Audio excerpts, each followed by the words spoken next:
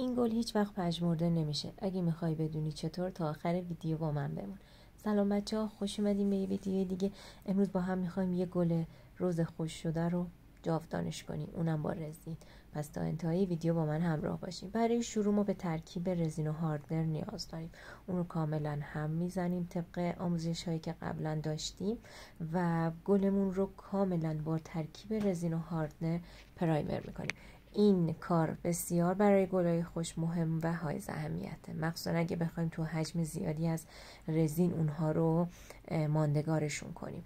ببینید من گل رو داخل ترکیب رزین و هاردنر کامل فرو میبرم تا این ترکیب به همه جای گل برسه و جاهایی هم که نمیرسه با استفاده از همون ابزارم تمام رزین رو به کارم میرسونم و اجازه میدم که کل قسمت های گلم و حتی ساقش هم کاملا رزینی بشه و بعد از اینکه این کار رو انجام دادم اجازه میدم که گلم خوش بشه با همین ترکیب رزین و هاردنر.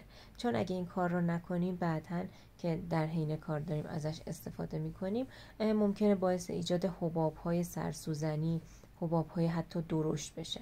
پس نیازه که این کار رو انجام بدیم و اینکه کامل این گل رو ما به قول معروف رزینیش کنیم و بعد بخوایم داخل رزینمون استفاده کنیم. اون رو من به یه قطعه حالا پلاستیکی بستم و داخل ظرفم به صورت سرتا قرار میدم که بمونه و 24 ساعت بگذره و خوش بشه.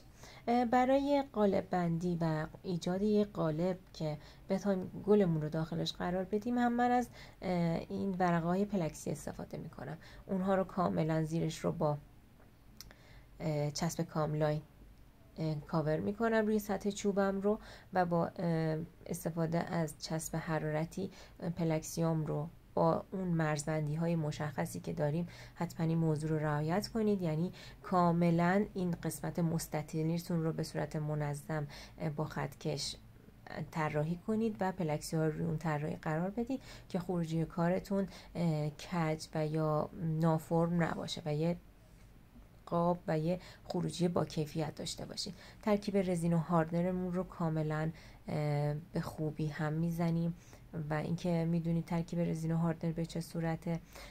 بچه‌ها ببینید من الان یه سری نکاتی رو میخوام بهتون بگم که تو این آموزش حتما باید رعایت کنید. پس لطفاً به نکات خیلی گوش بدید چون صحنه های ویدیو تکراریه، چون ما چندین مرحله رو هی تکرار میکنیم، ولی این نکات که دارم میگم بهتون خیلی مهمه.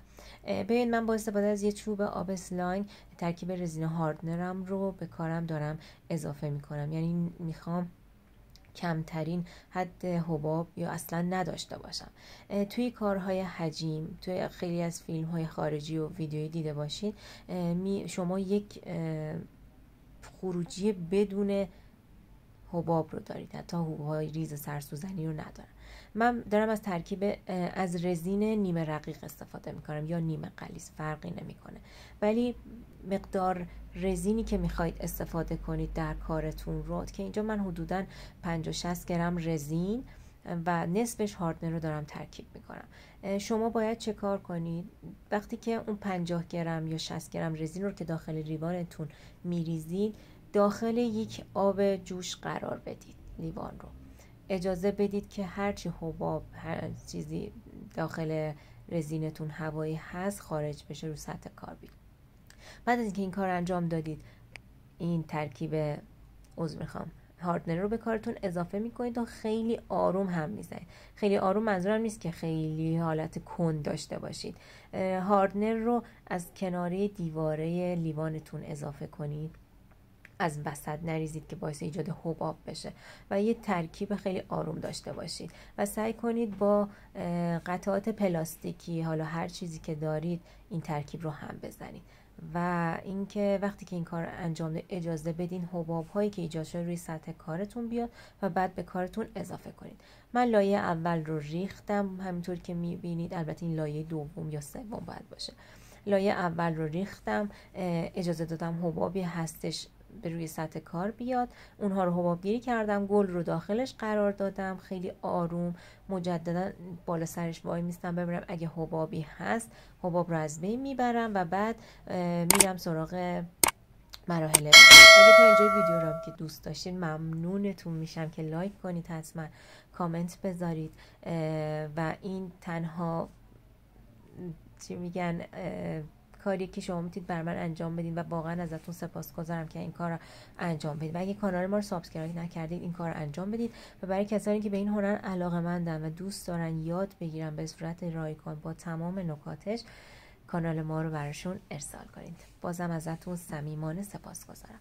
خب من وقتی که لایه ها رو اضافه میکنم تایم میدم بچه‌ها بهش و باعث میشه که حبابی اگه هست روی سطح کارم بیاد و همینجور هی 24 ساعت زمان میدم خوش بشه و بعد لایه های بعدی رو اجرا میکنم. شما میتونید از رزین رقیق استفاده کنید. رزین رقیق به نسبت نیمه و غلیظ حباب های بسیار کمتری داره، ولی من میخواستم این تست رو با نیمه هم انجام بدم. تو بسیاری از فیلم ها و آموزش های خارجی که در رابطه با رزین هست شما میبینید که کاملا صاف، شفاف و بدون حباب هستن که خیلی از این هنرمندا میان از دستگاه ها و دیگ های وکیوم استفاده میکنن. تمامی هوا و هوایی که داخل لیوان هست رو خارج میکنن و ترکیب رزین و هاردنر رو کاملا عاری از هر گونه هوا و حبابی میکنن و خروجی هاشون به شدت صاف و یک دسته. ما هم اینجا سعی میکنیم با نداشتن یه سری امکانات خودمون به این تمیزی کار برسونیم. خب همونطور که میدونید الان اینجا کار من خوش شده، 2 تا حباب درشت هم وسط کار زده. من باز ترکیب رزین و هاردنر رو آماده میکنم. تمام مراحلی که گفتم رو براشون انجام دم، یعنی رزینم رو داخل آب جوش قرار میدم به فاصله مثلا 2-3 دقیقه تا 5 دقیقه، خارجش میکنم، هاردنر رو بهش اضافه میکنم و بعد هم میزنم به آرومی. اجازه میدم اگه حبابی هست روی سطح کار بیاد، حباب گیری میکنم با استفاده از چوب آب اسلاین به روی کارم اضافه میکنم.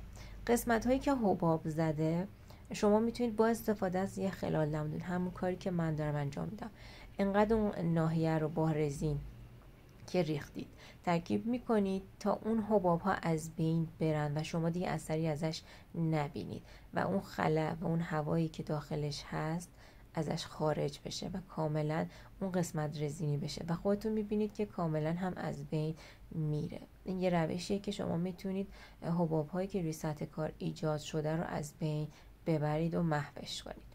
خب و اون حباب هایی هم که ببینید ایجاد میشه الان روی سطح کار رو هم بهش یه تایمی میدیم به سطح رزینیمون، یه چند دقیقه تایم میدیم حبابایی که هست بیاد روی سطح کار، حباب گیری میکنیم.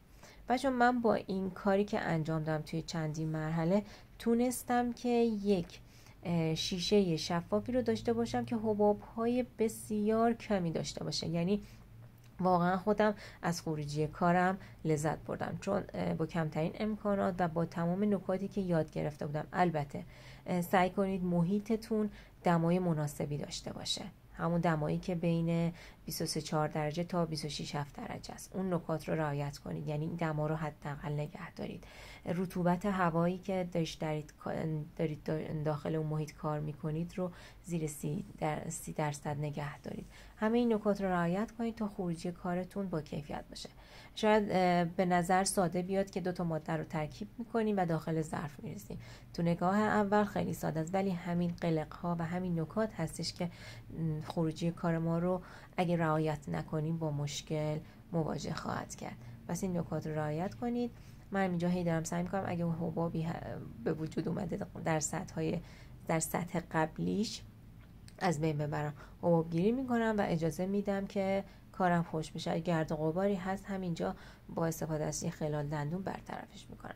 وقتی کارمون تموم شد و گلمون کاملا داخل رزین قرار گرفت، دیگه نیاز هستش که بیایم قالب رو از قالب خارج کنیم. یه مقدار سخت جدا میشه.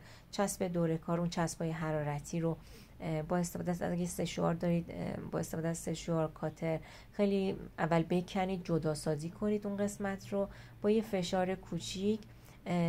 اگه چسب کاملا اینی که زیر زدید با فاصله بیشتر از قالبتون زده باشید، با یه فشار با کندن اون میتونید قالب رو جدا کنید. اینم خروجی کار ما. من سعی کردم که با کمترین حباب در بیارم و خدا رو شکر از خروجی کار هم راضی بودم. اینجوری شما میتونید گلایی که دوست دارید و براتون خاطره انگیز هستن رو جاودان کنید. امیدوارم که آموزش رو دوست داشته باشید. هر سوالی داشتید بپرسید حتما و ممنون که تا انتها من رو تماشا کردید. تا یه ویدیوی دیگه، خدا نگهدار.